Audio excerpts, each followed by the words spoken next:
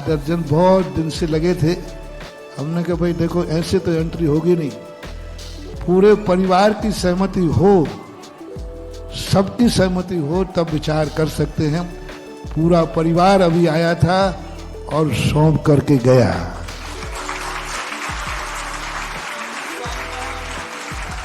और 19 साल की उम्र है, अभी ज्यादा नहीं है।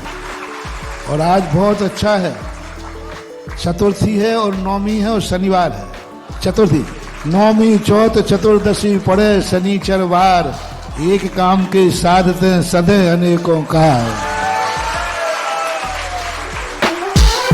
हमें किसी भी चीज पर दुर्गुणों में गुण देखना है।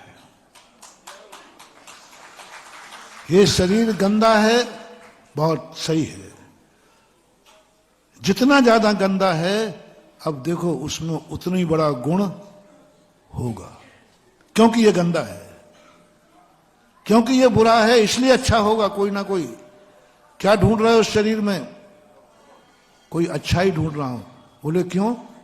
क्योंकि ये बहुत बुरा है, गंदा है, इसलिए ढूंढ रहा हूं। नियम से कोई छुपा हुआ है। संसार में सब शरीरों में सबसे ज्यादा गंदा औदारिक शरीर है। देहक्रियक शरीर बहुत अच्छा होता है, देवों का शरीर बहुत अच्छा होता है, कोई गंदगी नहीं, कुछ नहीं होता, कोई बीमारी नहीं। लेकिन उसमें वो अच्छाई नहीं है जो अच्छाई इस गंदे शरीर में है। ज्ञानी के सामने दो शरीर रखे जाएं, एक वो शरीर जिनमें मल मूत्र नहीं है, कफ नहीं है, मांस नहीं है, हड्डी नहीं है, कुछ भी नहीं है, और एक शरीर रखा जाए औदारिक।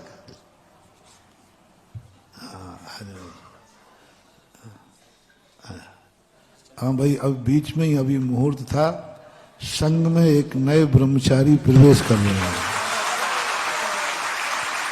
देख लो, अब देख लो, इसी गंदे सागर में से मैं ये निकाल रहा हूं, ये देख लो।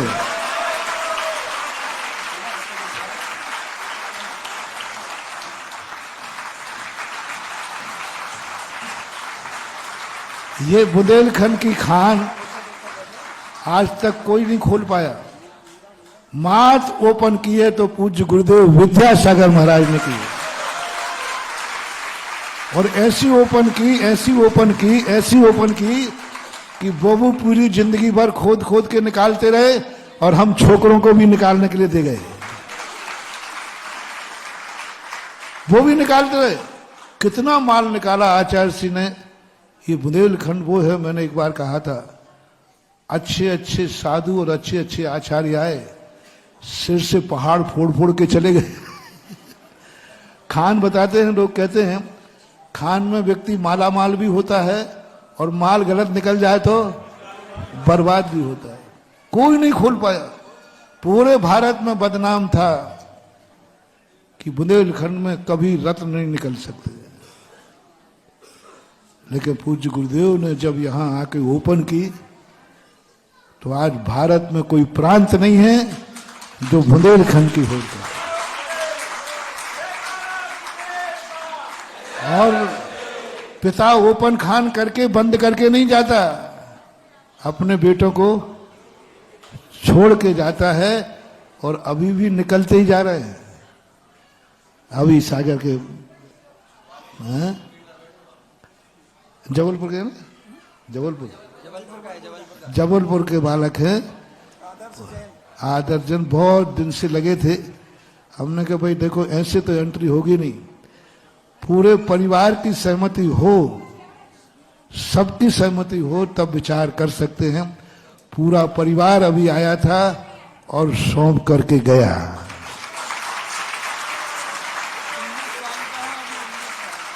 और 19 साल की उम्र है, अभी ज्यादा नहीं है।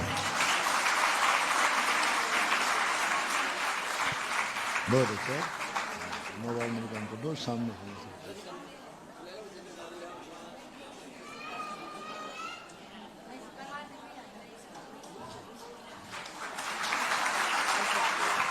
और आज बहुत अच्छा है, चतुर्थी है और नवमी है और शनिवार है। चतुर्थी, नौमी चौथ चतुर्दशी पड़े शनिचर वार, एक काम के साधते सदे अनेकों का। आज इसका समय था इसलिए प्रवचन के बीच में ही कर लेता हूं। किताब साथ ये साथ में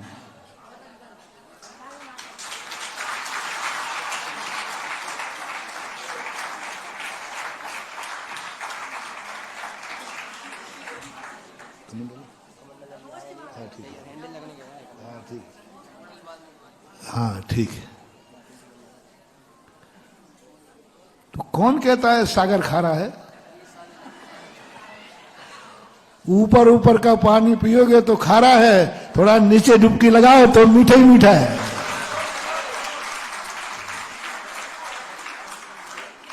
निकलते हैं इस प्रकार सदा से। यही संसार में से तो भगवान बनते हैं।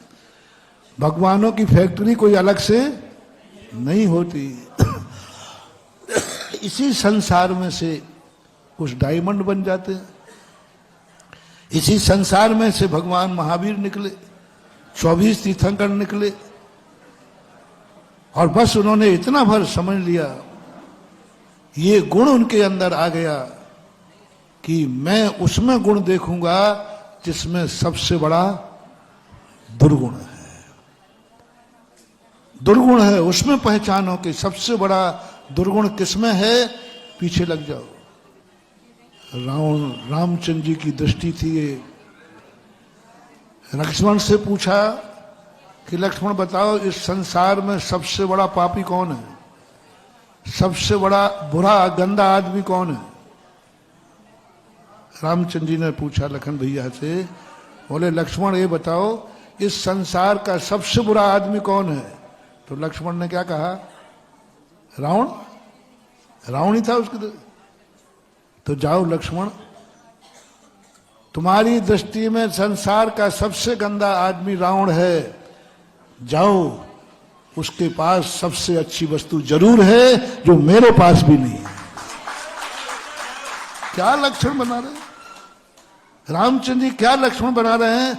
सबसे गंदा आदमी रावण है तो जरूर उसके अंदर कोई ना कोई अच्छाई है, जाओ उस अच्छाई को लेके आओ। सबको मालूम है कि रामचंद्र जी ने लक्ष्मण को अंत समय कहां भेजा था? क्यों भेजा था? गंदा था, पापी था, निकृष्ट था, मारा गया, मारना पड़ा। आज तक सारी दुनिया गंदगी कहती है, रावण को हर व्यक्ति गंदा कहता है, पर रामचंद्र जी की दृष्टि देखो। अपने भाई के लिए, अपने भाई के लिए कहा लक्ष्मण जाओ, इसमें बहुत गंदा आदमी है, इससे जरूर इसके अंदर कोई अच्छाई छुपी है, उस अच्छाई को लेके आओ। अरे रामचंद्र जी के पास कौन सा ज्ञान नहीं था? बलभद्र थे। लक्ष्मण ने कहा भैया आपसे बड़ा ज्ञानी दुनिया में, आपसे बड़ा ज्ञानी कौन है? आप मुझे ज्ञान दे रहे हैं, यही तो बहुत है। बोले लक्ष्मण प्रश्न मत करो, रावण के पास वो ज्ञान है जो मेरे पास नहीं है, क्योंकि वो गंदा आदमी है। और ये इतनी अच्छी वस्तु गंदे आदमी के पास ही होती है। क्योंकि जैसे प्रवचन के प्रारंभ में कहा था ना, अच्छा डायमंड कहां मिलेगा? कोई। मैं गंदा नहीं हूं ना? हाँ नहीं भैया आप गंदे नहीं हैं, आप तो महान हैं। तो महान आत्माओं के पास वो उतनी अच्छी चीज नहीं होती है जो गंदे आदमी के पास होती है। मार्बल की खान में कभी डायमंड नहीं निकलता, क्योंकि मार्बल कैसा होता है? मार्बल की खान में आज तक डायमंड नहीं निकला।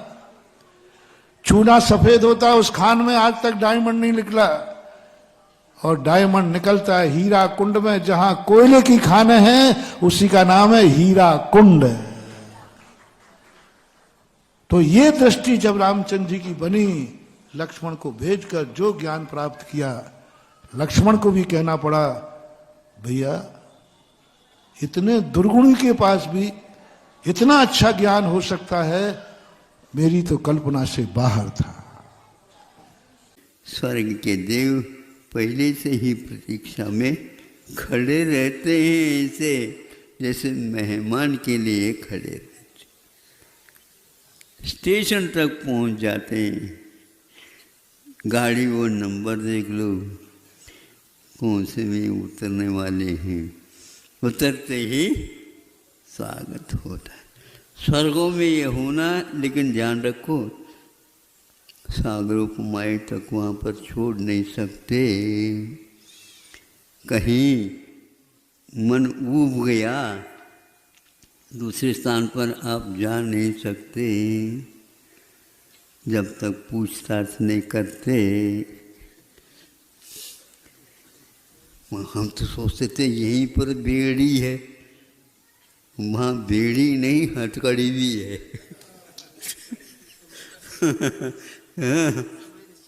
है?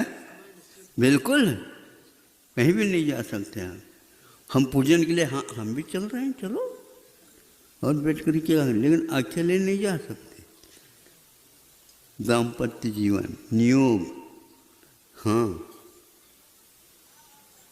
वो तो जा सकते हैं देवी, ज़्यादा से ज़्यादा 55 पल की आयु या 5 पल की आयु कमी ना, आपको तो 2.5 और दूसरी इंद्राणी तैयार हो जाएगी। वो कहाँ चले गए, वो तो उसका अवकाश प्राप्त हो गया। एक जीवन में 40 नील तक संख्या एक सौधर्मेंद्र के काल में हो जाती।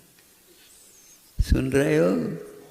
हाँ, भूल करके स्वर्ग जाने की भावना नहीं रखना, जाना तो पक्का है, पड़ेगा, पर जाना पड़े, जाने के लिए तैयार हो जाए तो वे निदान हो जाएगा। हाँ, फिर तो मुक्ति दूर हो जाएगी। ये जितने भी नरक जाते हैं ऐसे निदान करते हैं तो वह मिलता तो है, लेकिन अनंत संसार बन जाता है। हाँ, कई बार नरक निगोद जाना पड़ता है। ये विषयों का ऐसा लोभ लालच ऐसी खतरनाक है। सम्य दृष्टि से बचता हुआ 2.5 सागरों काल से 33 सागर है, किंतु अन्य जो चमक दमक है वह 16 सर्ग तक है। बाद में आप अकेलो अवखरता नहीं, तत्व चिंतन में लीन रहते हैं। ज़्यादा ज़्यादा टहलना चाहे तो अपने परकोटे बना हुआ रहता है, बस उसी में रहना है, मिलना किसी से भी नहीं। अज्ञातवास जैसा है, लेकिन उनको वह अखरता नहीं। 33 सागर भी चुटकी बुझाते बुझाते निकल जाते बंधु।